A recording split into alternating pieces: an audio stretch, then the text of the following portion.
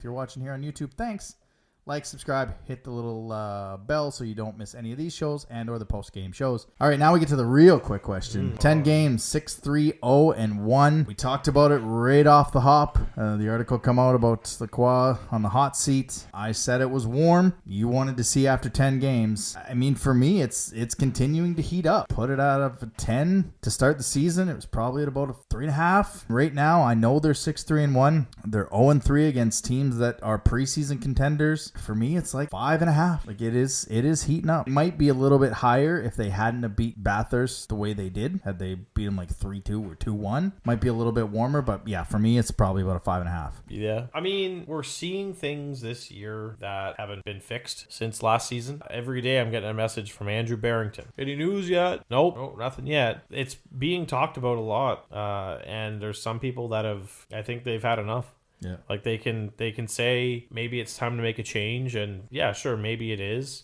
I kind of agree. Like it's such a touchy subject because we really don't know what is going on, or if it's, is it really a coaching thing, or are there certain players that are just not wanting to play for this coach, right? And so it could very well be a player thing, could be a coaching thing, but we are seeing the same things that we saw last year. So many turnovers, and maybe we just pay attention to our team a little too much because there are other teams that make turnovers too. Yeah.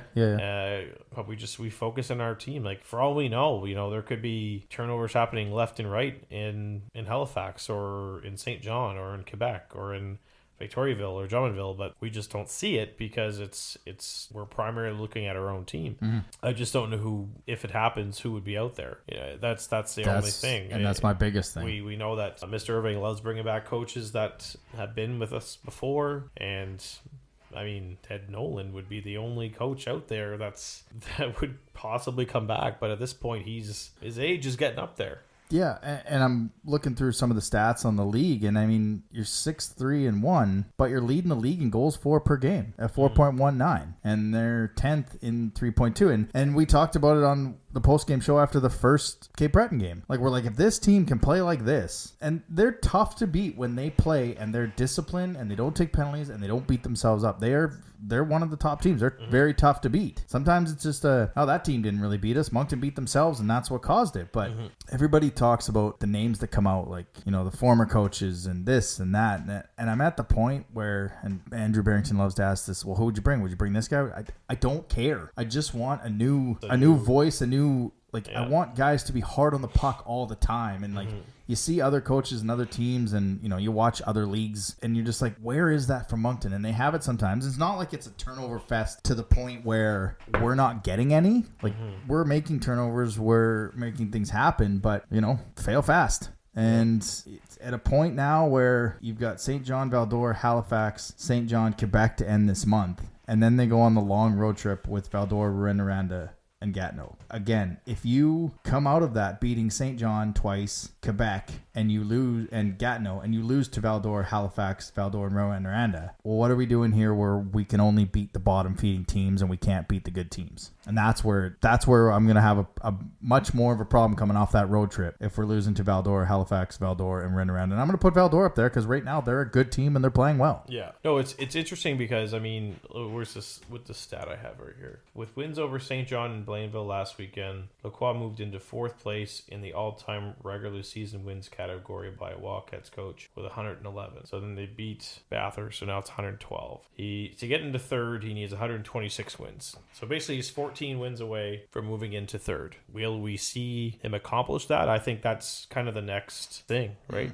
Is he going to get those 14 more wins to move into 3rd? Because after that, he's not even close to 2nd. Who's 2nd?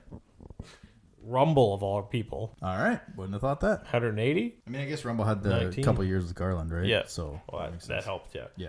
And then defense Danny has 219. So there just seems to be too much talent on this team in year 3 to be coming on here week after week and seeing the same stuff. No, that's it. Like, that's exactly what I mean. Like, it's almost as if it's like we're starting to repeat ourselves. And we said it multiple times last year. Like, there are games last year that we won that we shouldn't have won. and we gave them credit for that, but there was also games that they lost that they shouldn't have lost, and it just happened.